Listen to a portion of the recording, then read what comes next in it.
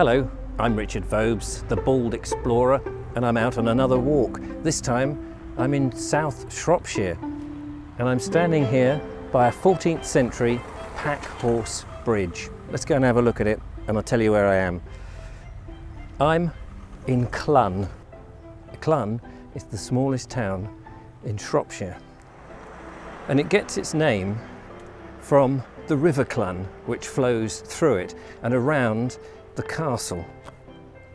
I'm going to take a little stroll up to the town hall and the main square of Clun, although behind me, on the other side of this Packhorse bridge, which is very narrow and cars can only go singly across, as you can see, up the top there is the castle, is the church, and a beautiful old stone church.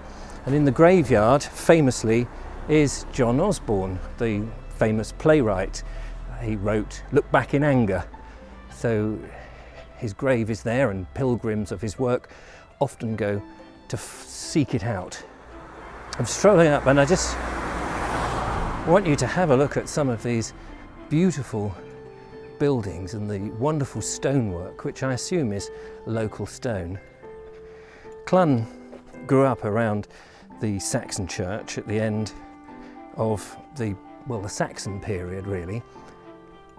And it wasn't until then the Normans came in who, after 1066, started to put their dominance and create what we now call the Marcher, or the Marches. Just passing Cresswell House, which I think you'll agree is rather magnificent, but that's nothing. The whole place is a fantastic yet incredibly quiet town. I'm coming up here now to the town hall. Here it is. It's now a museum. Fortunately, being in South Shropshire, it is sort of a bit off the beaten track, so there isn't too much traffic going through, which is rather nice. Look at these beautiful slate roofs. It still has a K6 telephone box, which I'm very pleased to see, and by the looks of things, a museum which you can go in, and I think is only 50p, so well worth popping in. Not much goes on in Clun these days, although I'm sure the residents will probably completely disagree with me. I'm sure there's lots going on in here, but not today. We've got the old post office on my left. What I quite like here is behind me the Spar Shop, which looks like an old bank, which I dare say it was. Beautiful stonework, beautiful door, and there's now, as I say, the local Spar Shop. And we've got the butcher, Peter Coombs, doing his work, the old post office on my left, and the Buffalo Inn in the square behind me. Let's make our way up further to another pub. I think the Buffalo Inn is no longer actually open, but the next pub along, the Sun Inn, definitely is, and it does say that it's an ancient building. The river goes through the undulating hills of South Shropshire, and of course go back 5,000 years and you would have found Neolithic man. All around on the hilltops are the remains of the hill forts and settlements. This sort of crossroad affair is really basically old droving roads where, incredible to think, the farmers would have brought their flocks of sheep or herds of cattle through here to the Midlands and even south down to London. And here the Sun Inn, legendary Shropshire Brewery, the 3 tons, obviously supplies it with plenty of top quality ale. If I carry on down this road, turn left and wiggle around a bit, we come to the old watermill. It's called Clun Mill, but actually I think it's nicknamed Malevolent Mill because the owners that have had it and people who have stayed there in the past mysteriously disappeared. So I read. I hope that doesn't happen these days because Now it's part of the chain of hostels grouped together by the Youth Hosteling or Association.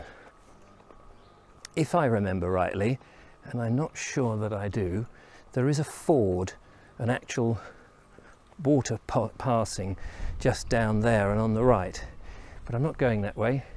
I'm going to step up to my left, past Ship House, which is just behind me, and then up Ford Street, which, as I suppose it gives you the clue that you would expect a Ford. It's a beautiful old brick house here, brick fronted, with a little timber section.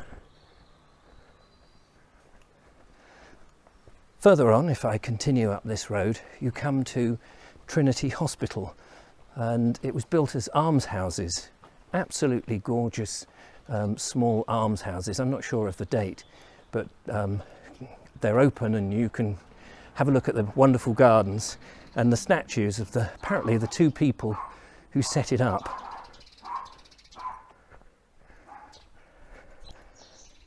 The nearest towns to Clun are Craven Arms, Bishop's Castle and Ludlow.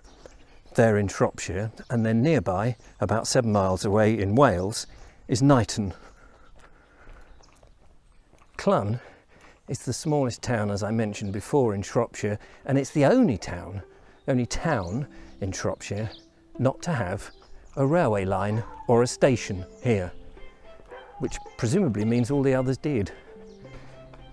The whole town really grew up around the castle, as you can imagine, with castles all over England and Wales.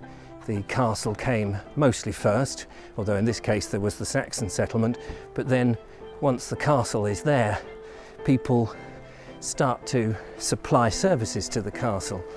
And at one point the settlement was redesigned and set out on a grid pattern, which is what the Normans did quite a bit of. If you go round in a complete circle, you are always dominated by the remains of the castle on their motte. The castle was put here by, William, of course, the Conqueror, who gave swathes of land to Roger de Montgomery, whose job it was to build castles and protect the Norman domain. And Roger de Montgomery, in turn, gave land and manors to his barons. And one of them, Robert de Say, or Picot de Say, his responsibility was for building the castle. And I'm coming here down to Castle Street now, and beyond that is the remains of the castle. Try not to get run over by a car, which is just up beyond there. And I'm back towards the square again. The Buffalo Inn Free House, now closed down, in front of me, and the Spar on my right. Well, it's only been a very short, quick walk round this delightful South Shropshire town, but if you get the chance to come along and have a look at it, then most definitely do. Do join me again on my next walk. Until next time, goodbye.